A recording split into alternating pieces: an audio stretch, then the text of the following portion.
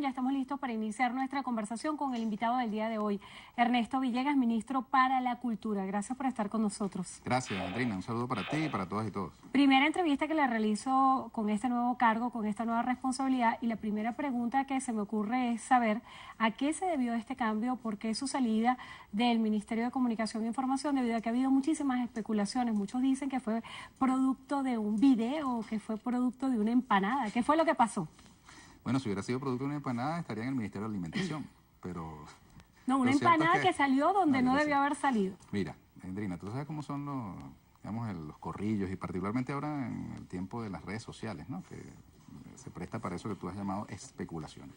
Lo cierto es que todos los funcionarios de libre nombramiento y remoción estamos a la orden del presidente de la República, que en cualquier momento puede disponer de los cargos que ocupan. Y en mi caso, pues ya hace más de un año recibí la responsabilidad de dirigir el Ministerio de Comunicación e Información, y el presidente decidió un movimiento que es muy positivo: la creación de la Vicepresidencia de Comunicación y Cultura del gobierno bolivariano, a cargo de la cual designó a nuestro compañero Jorge Rodríguez Gómez. Es una muy acertada decisión que además le da al campo de la comunicación y la cultura una jerarquía que va a redundar en avances significativos en la promoción de todas las manifestaciones culturales, para la realización de lo que el presidente ha denominado una revolución de la cultura. Por supuesto, de la mano del campo de la comunicación, en el que, Jorge y yo tenemos una ya larga relación de trabajo en conjunto, de modo que esto va a ser muy positivo tanto para la comunicación como para la cultura. Pensar en cultura en momentos tan complicados como los que vive el país luce un poco complicado, ¿no? Pensar en manifestaciones folclóricas, en expresiones y movimientos culturales, cuando la gente lo que está pensando ahorita es en qué comer y sobre todo las perspectivas que hay de lo que va a suceder en las Navidades venezolanas, con un escenario de hiperinflación que se ventila y con una realidad de la economía que está permeando a todos los niveles. ¿Cómo piensa asumir este desafío? Mira, por fortuna he tenido el privilegio de recibir este ministerio en puertas del más grande evento cultural del año en Venezuela, que es la Feria Internacional del Libro de Venezuela, que se está desarrollando en este momento en los espacios abiertos del Teatro Teresa Carreño, en la UNEARTE, en la Plaza de los Museos, el Museo de Bellas Artes, el Museo de Ciencias.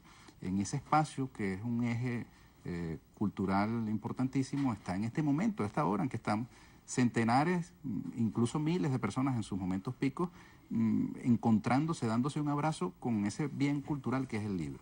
El libro como espacio para nutrir el espíritu, para acercarte a la literatura, la poesía, la historia, el periodismo, pero además también como excusa, Andrina, para oxigenarte.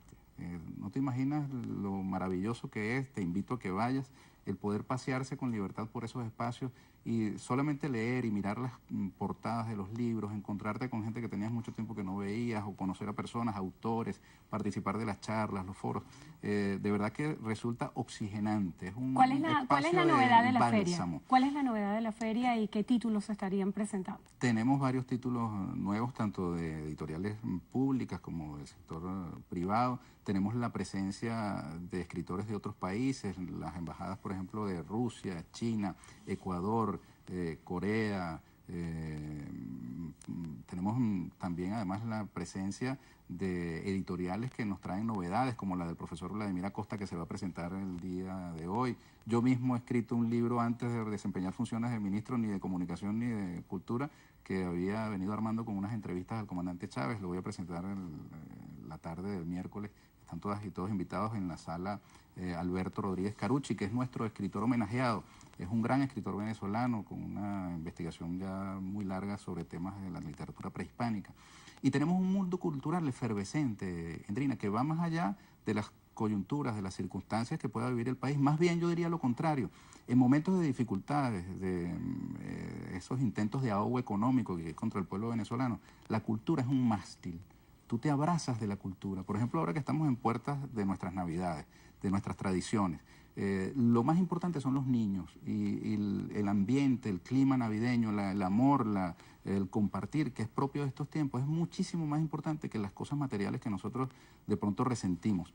Ese es alimento para el espíritu y ese alimento no nos puede faltar. Puede haber abundancia en otras cosas, pero si no hay alimento para el espíritu no somos nada. El presidente anunció el día de ayer una lucha contra el bachaquerismo y muchos asocian a estas oleadas y luchas contra la especulación también con el fenómeno del desabastecimiento posible que pudiera venir después.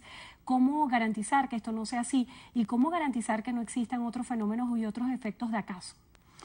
Mira, yo no soy experto ni vocero en el área económica, ¿no? Pero en buena medida, y también es un asunto cultural, la economía se desenvuelve con base en las expectativas. Si nosotros sembramos incertidumbre, sembramos expectativas negativas, pues estamos abonando a que las cosas salgan mal.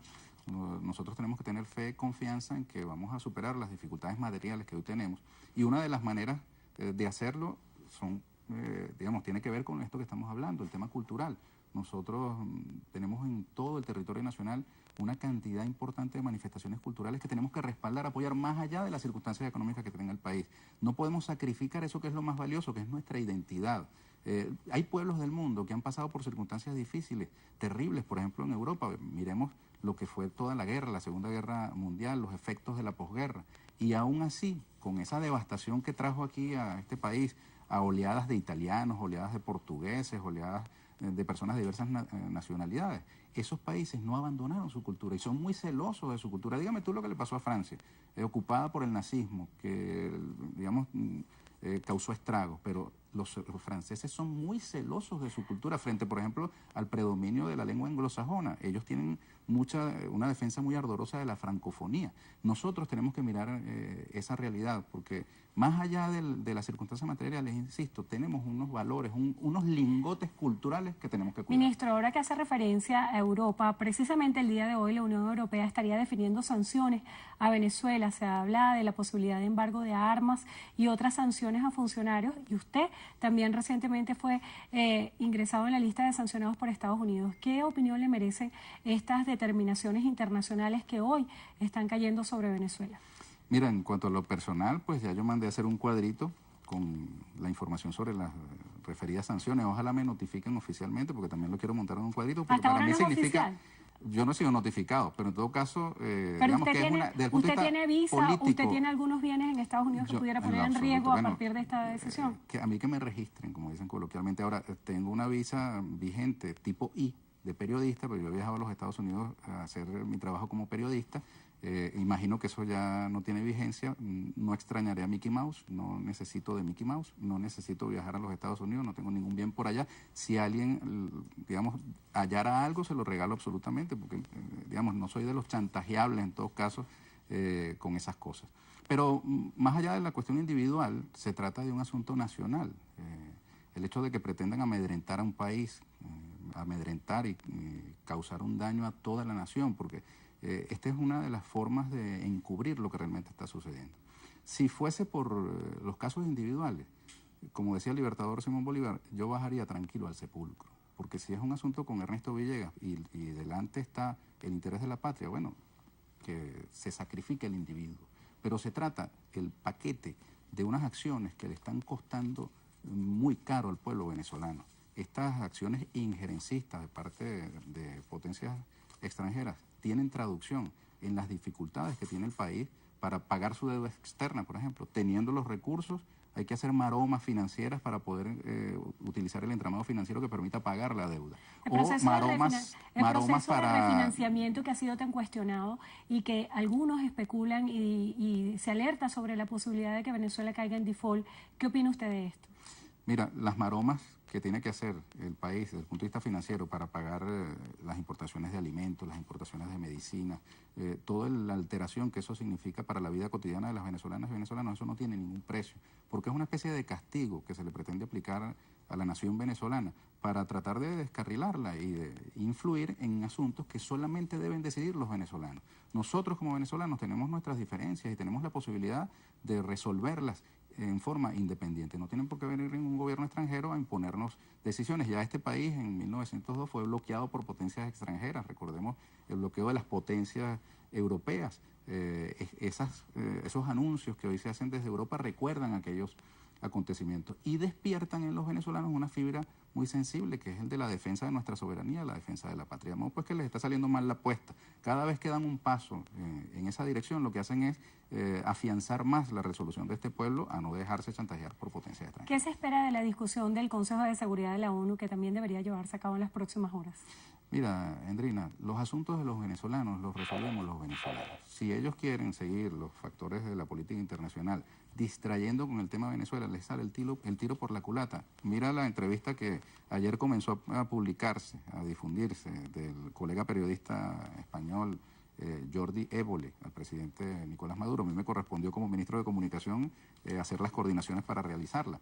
Pues bien, esa entrevista muy mordaz, por utilizar un adjetivo, pues pretendía mostrar al presidente Nicolás Maduro acorralado, en posición de minusvalía. Y resulta que en España se está dando en este momento un debate sobre las propias realidades españolas que se contrastan con las venezolanas por la mordacidad del periodismo frente a estas y la complacencia frente a las otras. También y porque las condiciones de vida de los españoles que tienen sus propios asuntos, digamos, ocupan menos espacio en la prensa que las que nos atañen a los venezolanos. Ministro, también en este escenario, sobre todo haciendo referencia a España, se hizo oficialmente o de manera informal, perdón, una denuncia de que la trama rusa estuviera utilizando cuentas chavistas para acentuar la crisis en Cataluña.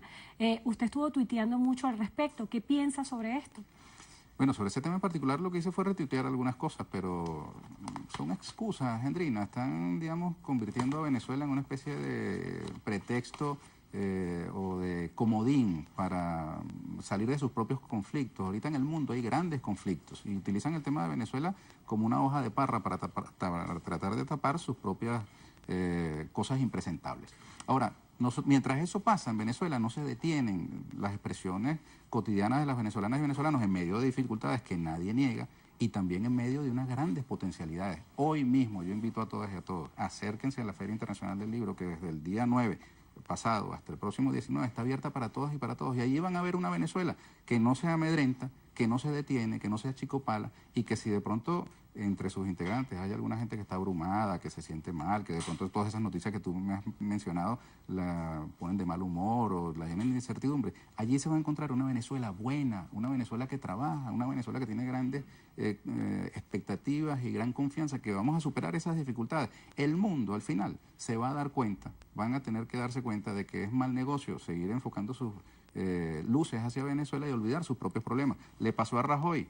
Tuvieron meses y meses y meses mirando hacia acá y resulta que tenían tremendo rollo en casa. Ministro, se nos agotó el tiempo, pero Me refiero a Cataluña, ¿no? Brevemente quisiera conocer su impresión acerca de lo que pudiera suceder este 15 en el llamado a diálogo que se ha hecho. La MUD sacó un comunicado de que si no asisten los países o los cancilleres de los países que ellos consideran como garantes del proceso, ellos no asistirían. ¿Qué opina acerca de esto?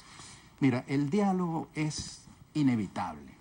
Podrán poner excusas y pretextos aquellos que, digamos, tienen una doble moral frente al tema, que de pronto en privado se manifiestan favorables a esta salida, tú hablas con ellos y son personas que se expresan de manera razonable, pero cuando les prendes una luz como esta y tienen que hablarle a sus propios seguidores, entonces se vuelven unos radicales, extremistas y talibanes. Pero en privado son más razonables de lo que aparecen en televisión. De modo pues que yo confío en que sortearán con éxito estas dificultades que su propio discurso les ha creado, porque tienen que responder a una clientela política que está muy, digamos, radicalizada por la propia acción de la dirigencia opositora, pero que cuando le apagas las luces y comienzas a sentarte, empiezan a responder de manera más civilizada. Yo confío en que, digamos, la faceta civilizada de la oposición venezolana, que es mucho más íntima que pública, se imponga. Ernesto Villegas, ministro para la Cultura, gracias por estar con nosotros hoy en Entrevista a Venevisión. Te invito a la feria, Enrique. Y gracias a ustedes también por habernos acompañado. Que tengan todos buenas tardes, milagros.